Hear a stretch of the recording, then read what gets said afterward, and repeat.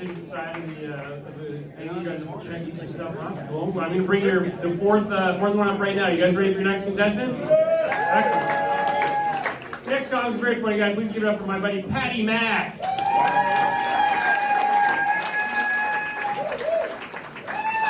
Thank you. All right, let's get down to work. I'm going to talk to the women first, and then I'm going to talk to the men. Ladies, you're first. I'm going to say a statement to you, and the amount of noise that you make in response is going to indicate how much you agree. A woman's life is significantly harder than a man's. Now,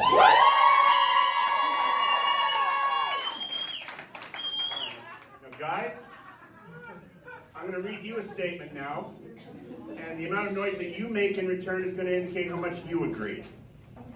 A woman's life is significantly harder than a man's.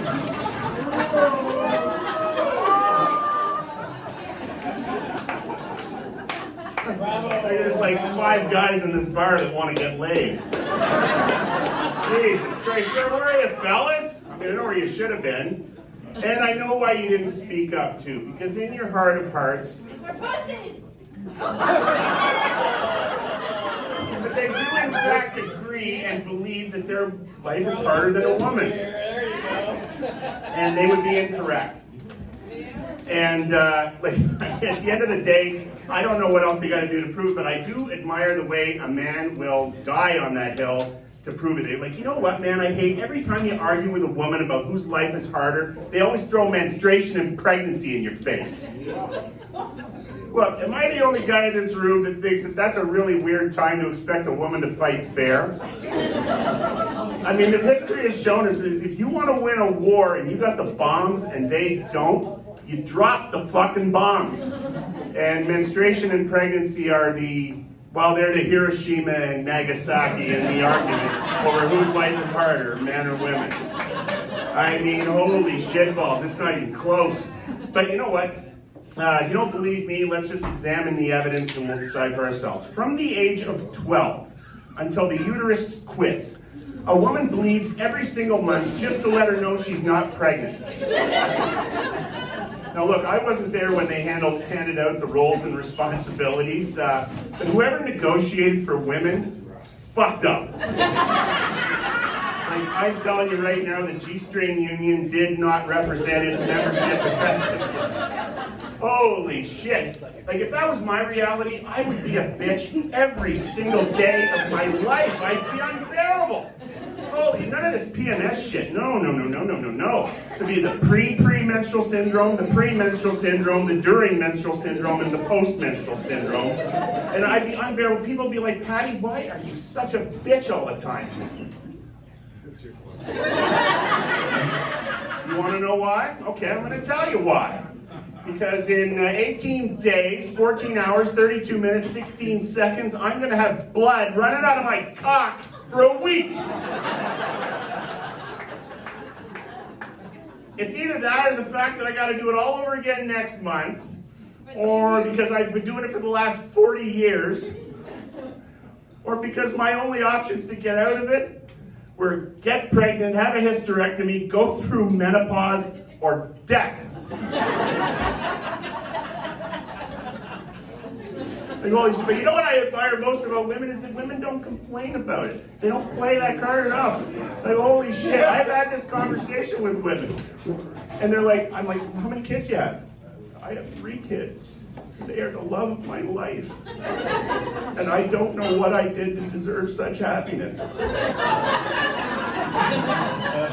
You don't? You don't remember what you did to deserve happiness with the kids that you allowed to live rent-free in your body for 40 weeks? And it's been like, fuck, that's what you fucking did already. Like, you don't remember having inconsequential sex that gave you no joy whatsoever, which was followed by nausea, heartburn, and vomiting, and then you gave up alcohol and tobacco and weed and everything else. He didn't, right? Now, it got sucked for a bit, and then when that passed, of course, you outgrew all your clothes, but that wasn't so bad, you got to go and shop. But that was replaced by the fact that he started to lean on your sciatic nerve and you felt like you were being shish kebab. And then they got you into the fucking birthing room and you found out your vagina wasn't big enough, right? So they gave you an episiotomy and they treated your vagina like a piece of filet mignon. You don't remember that? None of that rings a bell? Holy shit. If my body got used like that to bring a human being into this world, I'd never forget it, and more importantly, I'd never let that little prick forget it either.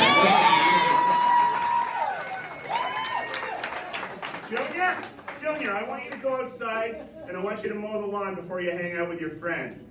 Aw, but why do I have to do it? You have to do it because I didn't swallow you. That's why. That's right. You have a pulse because I have a gag reflex, you little prick.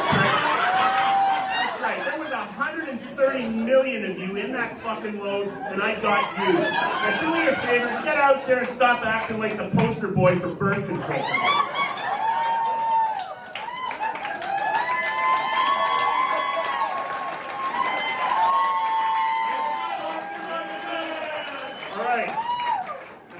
I see some horrible arithmetics happening right now because you hear 130 million. That is the average sperm count, the ejaculatory load of a human male. Woo! Like, when I looked that up, I thought it might have been like 200, 250. Like 130 million, like, do I even believe that?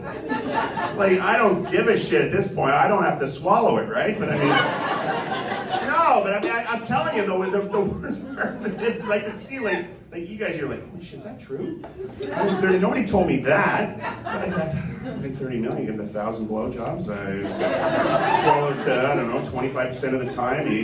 I carry the 9.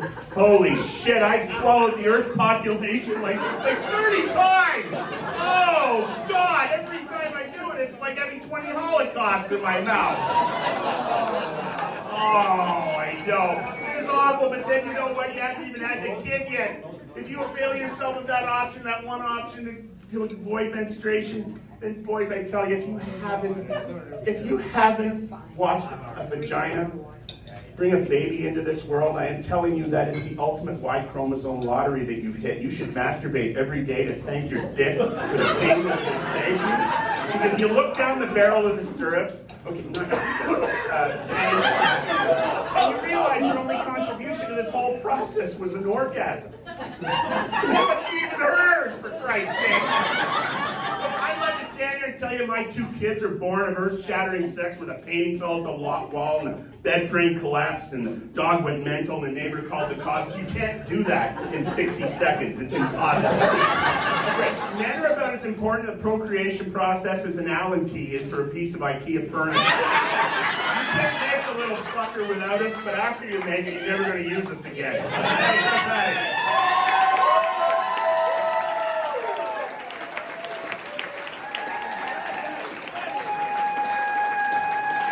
Paddy Mack, everybody. Paddy Mack.